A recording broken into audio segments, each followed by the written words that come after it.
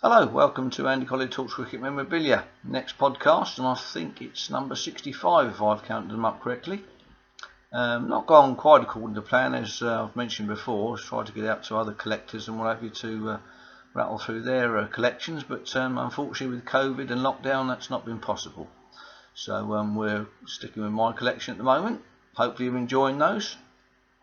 So we've had some cricket on the TV. It's just finished today on Channel 4, thankfully back on terrestrial TV.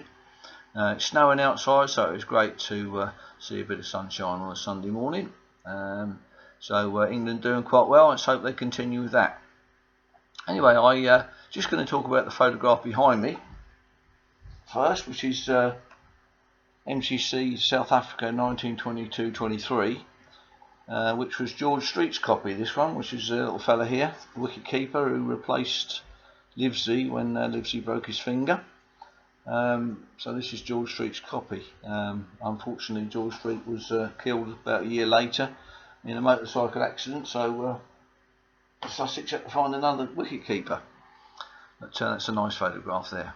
You know, many of you will know that I wrote a book across the oceans with the English cricketers to Australia and New Zealand from 1861 to 1962, which is reference to all the tours that went to Australia or touched down in Australia, went on to New Zealand, obviously through from Colombo, but obviously that took a lot of reference, and what I tried to do was get most of my knowledge out of books. Obviously you collect these books and you think, well, what am I collecting them for? But all of a sudden you write a book and there you need all the books. I tried not to do internet researching, but I didn't get away with it completely. But I think I've done all right with the books I had. So I'm just going to show you some of the books that I did reference out of, and obviously many other people have referenced out of them as well. Starting with this is the first edition of the famous cricketers and cricket grounds. Some fantastic images of all these players here. We've got JJ Lyons there and KJ Key, Surrey player. Some fantastic images in these books. Really a real nice album to have. It's the first edition. I'm not quite sure what that is on there, but it's a hardback one, whatever it might be. So other reference books that I use a lot actually is was the book of Test Cricket. This one from 1877 to 77, which has been very useful. All the test match scores in there and little anecdotes and things. This one I've just found in the shed actually. This one in England Test Cricket is another one from Bill Frindle, which is quite a reference book. So that's quite a nice one. Another one I use all the time is the Who's Who of Cricketers. This one's now getting a little bit tatty. It's been updated as well, so I'll need another one of these. But that's been very useful for finding averages and things out, and how many people scoring runs. Very useful reference book, that one. Another good reference book was Complete History of Cricket Tours at Home and Abroad with Peter Wynne-Thomas, which is quite a useful thing. He's got his averages and stuff in there, so that was quite a useful book for from Peter Wynne-Thomas, Nottinghamshire man. Now I'm obviously doing and done the book the other way round, from Australia to England, and Godfrey Evans here behind the stumps. There's another book from him, which has got some nice references in. Some nice, you know, you're doing a book yourself, and you find out nice little references of little anecdotes that the players had and where they'd done this and done that. So it all adds up to a nice story in the end. But Godfrey Evans wrote a nice book there.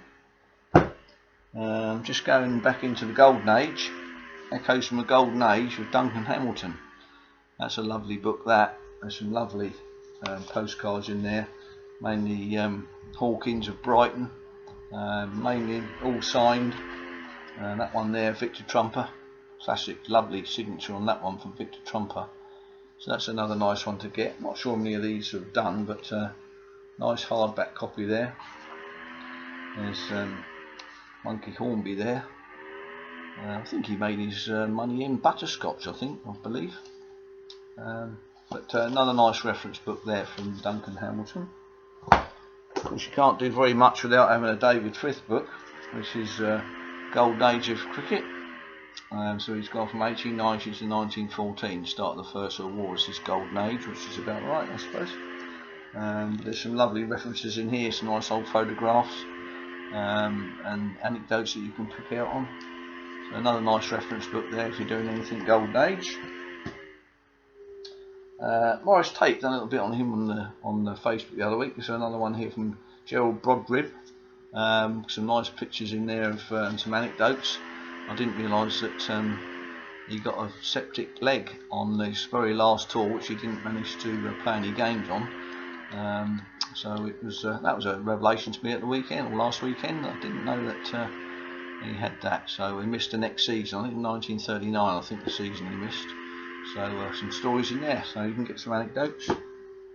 One I'm using some little references there. Obviously, Rattle of the Stumps there by Bertie Oldfield, Australian keeper. Some other nice bits and pieces in here. Some little stories in this picture of Morris Tate there. So yeah, it's a great, some nice anecdotes there from Bertie Oldfield.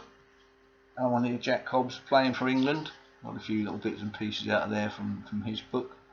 So that's a nice little book there. And this is quite an interesting book, Mr. Cricket by Fergie, the great baggage man scorer.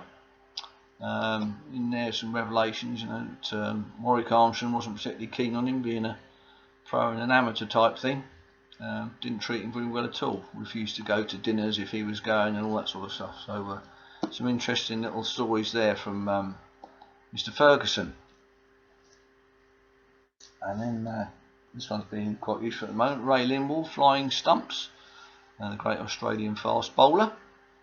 There's some nice anecdotes in there, little stories from Ray Lindwall. That's nice.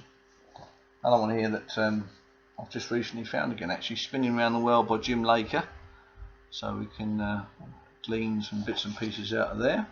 And old Jim playing at Saltaire and all those sort of places. So great reference book there from Jim Laker. A couple here from Keith Miller. Keith Miller, the cricketing biography by Maher Bose, forward by Fred Trubin. So a few things in there from the bloke who didn't like a Mrs. Smith up his backside. There's some nice pictures there. The famous one there of him being stumped there. That's on there with Duke of Edinburgh there. Obviously his sister-in-law knew Keith Miller rather better than he did.